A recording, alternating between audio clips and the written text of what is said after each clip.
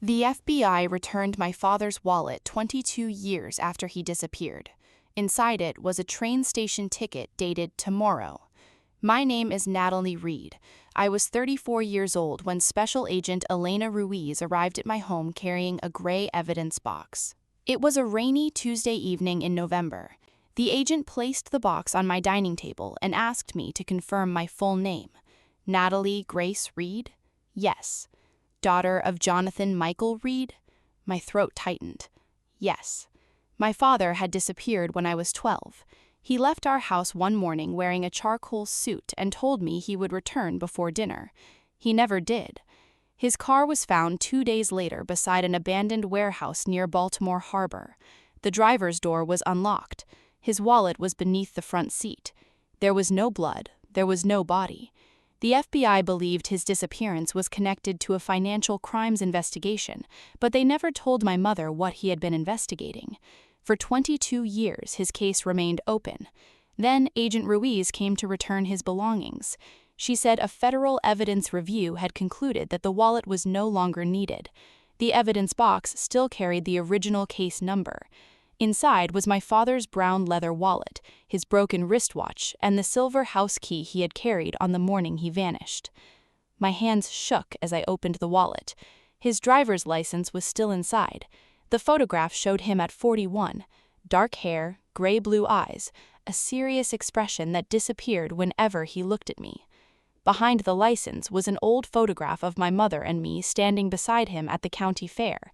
I remembered the day it was taken. I remembered my father buying me a red balloon. I remembered believing parents could never disappear.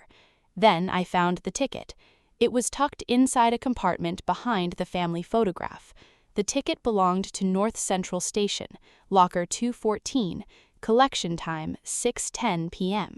The date printed beneath it was November 14, tomorrow. I placed it on the table. Agent Ruiz, when was this wallet sealed?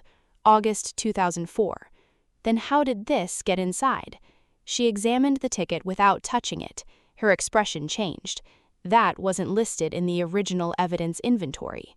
The official inventory said the wallet had contained $43, 2 credit cards, a driver's license, and 1 family photograph.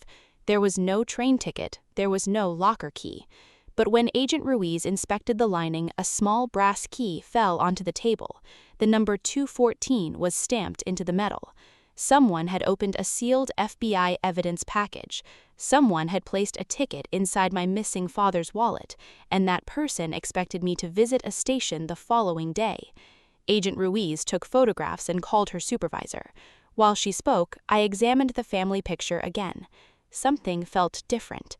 I turned it over. A recent photograph had been placed behind it. It showed me leaving my office 6 days earlier. Someone had taken it from across the street. On the back were 4 handwritten words. Natalie still wears red. I dropped the photograph. My father used to say that whenever my mother tried to buy me blue clothes, Natalie chooses red. No one else knew that phrase. Agent Ruiz ended her call. We need to take everything back into evidence. No.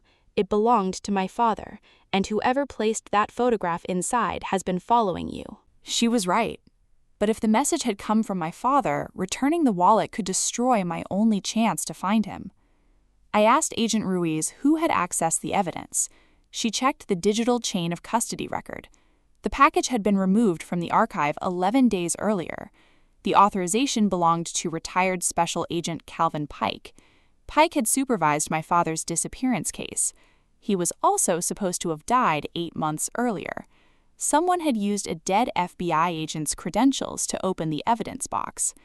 Agent Ruiz placed the wallet inside a clear bag. Before sealing it, she noticed a thin cut in the leather lining. Inside was a narrow strip of magnetic recording tape. An audio technician examined it that night. At 2:13 the following morning, Agent Ruiz called me. The recording contained only 9 seconds of sound. First, there was static. Then my father's voice said, November 14th, 6:10, locker 214. If Natalie comes, do not let Pike see her. The recording was old, but the station ticket was new. Someone had combined a message recorded 22 years earlier with an appointment scheduled for tomorrow. Agent Ruiz ordered surveillance around my home.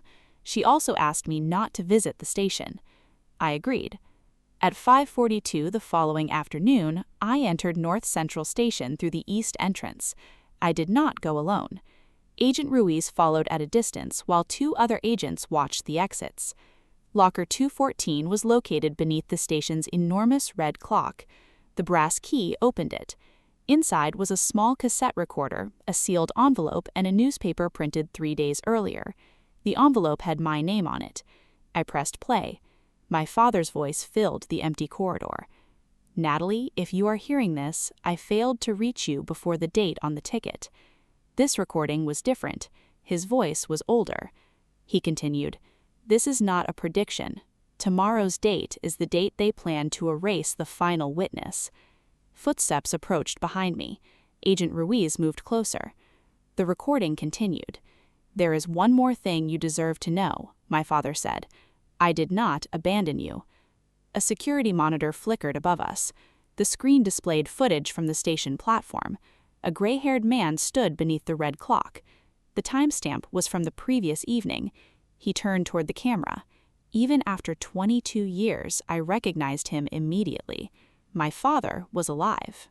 Deputy Director Dalton claimed the video had been manipulated. He ordered Agent Ruiz to surrender the cassette, the ticket, and my father's wallet. Ruiz refused. She asked how he had found us. Dalton said the locker area had triggered a federal security alert, but the station manager later confirmed that no alert existed. Dalton had been tracking Ruiz's phone. The agents watching the exits reported that a maintenance employee had left through a restricted service tunnel immediately after the lights failed. Inside the locker, we found a second key.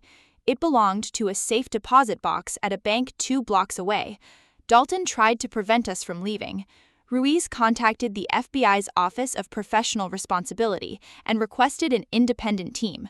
For the first time, Dalton looked afraid. The safe deposit box contained a letter written by my mother. She had died 4 years earlier without telling me any of this. "Natalie, your father did not leave because he stopped loving us. He discovered that someone inside the FBI was selling protected witnesses' identities. Jonathan believed the person responsible was Calvin Pike. Pike told me that if Jonathan contacted us, you would be killed. For 3 years, your father sent letters through a federal courier. Then the letters stopped. Pike told me Jonathan had died. I chose to believe him because the alternative was admitting I had helped keep you from your father. Forgive me if you can." Beneath the letter was a photograph of my parents taken 2 years after my father supposedly disappeared. My mother had met him secretly. She had known he was alive. The box also contained copies of financial records connected to something called Project Harbor. Agent Ruiz explained that Project Harbor had been a classified witness relocation program. My father had worked as a forensic accountant, assigned to trace money stolen from protected witnesses. He discovered payments moving from government accounts into a private security company controlled by Pike. Soon afterward, witnesses began disappearing. Pike sold their new names and locations to the criminals they had testified against. My father collected enough evidence to expose him. Before he could deliver it, his partner was killed. Pike framed my father as the person leaking witness identities. Jonathan Reed vanished before he could be arrested. The FBI believed he was guilty. My mother was told that contacting him would place me in danger. Someone had kept my parents frightened and separated for more than 20 decades. Ruiz examined the documents carefully. "They're copies," she said. "We need the original ledger." A telephone number was written beneath my mother's signature. I called it. A payphone across the street began ringing. Ruiz and I could see it through the bank window. I crossed the street and answered. "Dad?" For several seconds, I heard only breathing. Then an older man spoke. "You still wear red." I could not answer. Every question I had carried since childhood disappeared beneath the sound of his voice. "I'm sorry," he said. "Where are you?" "Not somewhere I can ask you to come." "You had 22 years. I know. You let me believe you were dead. I believed staying gone was the only way to keep you alive. That wasn't your decision to make. No, but that was the decision I made. A dark vehicle stopped at the corner. My father told me to look at Dalton's left hand. Dalton had followed us from the station. A heavy gold ring was visible on his finger. The same ring appeared in one of Project Harbor's surveillance photographs. Dalton was not simply Pike's supervisor, he was Pike's son-in-law. My father said the final surviving witness against Pike would be transported the next evening at 6:10. That was the meaning of tomorrow's date. Pike planned to intercept the transport and eliminate the witness before he could testify. "Where is the original ledger?" Ruiz asked. "Inside the wallet. We had already searched it." Then I remembered the broken photograph compartment. Behind the leather lining was a thin metal disc no larger than a coin. It contained an encrypted copy of every payment Pike had received. But my father warned us that the disc was useless without the encryption key. "Where is the key?" I asked, with the only person Pike could never convince himself to kill. "Who?" The line went quiet. A train moved between us and the bank. When it passed, Deputy Director Dalton was gone. My father spoke one final sentence. "The key is with your Aunt Rebecca." Then someone disconnected the call from his side. Rebecca was my mother's younger sister. She had helped raise me after my father disappeared. She attended my graduations, my wedding, and my mother's funeral. When I confronted her, she did not deny knowing the truth. She removed a small silver pendant from around her neck. Inside was a memory chip. My father had given it to her 22 years earlier. Rebecca had been instructed to keep it hidden unless his wallet was returned with a newly dated ticket. The strange ticket was not random. It was the final step in an emergency plan my father created before disappearing. If he ever gained access to the old evidence vault, he would place a newly dated ticket inside the wallet. Rebecca would know that he was alive and ready to expose Pike. My father had waited 22 years because Calvin Pike remained protected by people inside the government. Now, Pike's network was collapsing. The final Project Harbor witness had agreed to testify. My father had returned to finish what he started. The memory chip decrypted the metal disc. The files showed payments to Pike, Dalton, and 6 other officials. They also contained audio recordings of Pike discussing witness locations. Agent Ruiz delivered copies to an independent federal prosecutor, but the original disc was still required to establish the chain of evidence. Before we could leave Rebecca's house, Deputy Director Dalton arrived with local police. He carried an arrest warrant for my father and accused Ruiz of stealing classified evidence. Dalton took the wallet. He did not know we had already removed the disc. Ruiz was detained. Rebecca and I were ordered to remain inside. That night, I found another message hidden in my mother's letter. Certain words had been underlined. When combined, they formed an address. The address belonged to the public library where my father used to take me every Saturday. I went there before dawn. He was waiting in the closed reading room. Jonathan Reed was 63 years old. His hair had turned silver. A scar crossed the side of his forehead, but his eyes were unchanged. For a long time, we stood several feet apart. Then he said my name. I crossed the room and hugged him. I wanted to hold him forever. I also wanted to strike him for every birthday, funeral, and ordinary day he missed. He understood both feelings. He explained that an honest FBI archivist had helped him access the wallet 11 days earlier. The archivist used Pike's dead credentials because they were still active in an abandoned portion of the evidence system. My father planted the ticket, recent photograph, and recording. He knew the wallet was scheduled to be returned to me. He also knew Pike's remaining accomplices would follow it. "You used me as bait," I said. "I used the only object I knew the FBI would deliver directly into your hands." That isn't an answer. No, it's another apology. My father admitted that danger was not the only reason he stayed away. After so many years, he became afraid that returning would force him to face what his absence had done to us. Hiding had become easier than asking for forgiveness. That admission hurt more than any excuse, but it was honest. He gave me the original Project Harbor ledger. The final witness was Samuel Voss, a former federal records clerk. Voss had scheduled a meeting at the old federal courthouse at 6:10 that evening. Pike planned to replace the security officers transporting him. My father intended to enter the courthouse through an archival tunnel and deliver the ledger to the prosecutor. Before we could leave the library, police vehicles surrounded the building. Dalton had found us. My father was arrested. The ledger was taken. Dalton looked at me and smiled. Tomorrow finally arrived, he said. Then he whispered something only I could hear. Your father will disappear more permanently this time. As they drove him away, I looked at the wallet in Dalton's hand. The brown leather was torn. Dalton had the ledger, he had the wallet, but he did not have the metal disc or Rebecca's encryption key, and he did not know Agent Ruiz had transmitted the decrypted files before her arrest. The future date had not led us into Pike's trap. It had led Pike's entire network into ours. Agent Ruiz was released after the independent prosecutor verified the Project Harbor files. Dalton's authority was suspended, but he had already transferred my father and Samuel Voss to an unofficial transport team. The vehicle was traveling toward the abandoned federal courthouse. Pike planned to kill both men and destroy the ledger inside the building's old records furnace.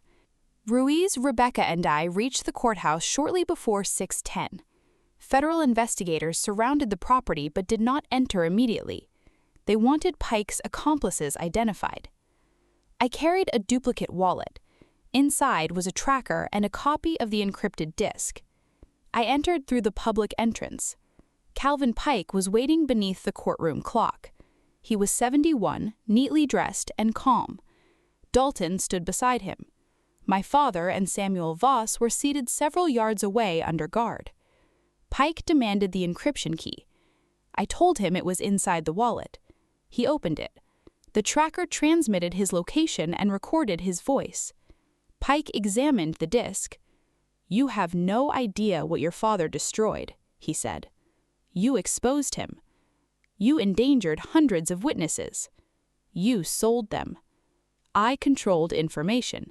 That is what governments do." Samuel Voss interrupted him. "You sold my sister's location." Pike's expression hardened. Voss had preserved the original chain of custody records proving the payments were connected to missing witnesses. Dalton carried the ledger toward the furnace room. My father stopped him. The guards raised their weapons, but Agent Ruiz's voice came through the courthouse speakers. The building was surrounded. Every conversation had been recorded. Dalton tried to escape through the archival tunnel. Federal agents arrested him at the exit. Pike remained beneath the clock. For the first time, he looked old. He accused my father of abandoning his family for revenge. My father did not argue. "I lost 22 years because I was afraid of you. My daughter is here because she isn't." Pike was arrested at 6:17. The ledger, encrypted disk, and witness records were recovered. Jonathan Reed was cleared of every accusation connected to Project Harbor. Calvin Pike and Mark Dalton were charged with conspiracy, obstruction, selling classified identities, and crimes connected to the deaths of protected witnesses. Other officials were arrested in the months that followed. My father's return did not repair our family instantly. There was no single embrace powerful enough to erase 22 years. I asked him questions whose answers hurt. He apologized without demanding forgiveness. We began with one dinner each week, then Saturday mornings at the same library. Eventually, he showed me the letters he had written but never sent. My mother had kept copies of the first 3. Her final letter contained one sentence addressed to both of us. "If tomorrow ever comes, choose the truth instead of fear." The FBI returned my father's wallet after the case ended. This time, the evidence tag had been removed. The old family photograph was still inside. So was the train ticket dated November 14. I kept it. The date had never come from the future. My father placed it inside the wallet because he needed to tell me when his final plan would begin. But for 22 years, tomorrow had been the word our family used for everything we were too frightened to face. Tomorrow he would come home. Tomorrow my mother would explain. Tomorrow I would stop waiting. When my father finally knocked on my door again, he carried no secret message and no evidence. He simply asked whether he could come inside. I opened the door. For the first time since I was 12, tomorrow had become today.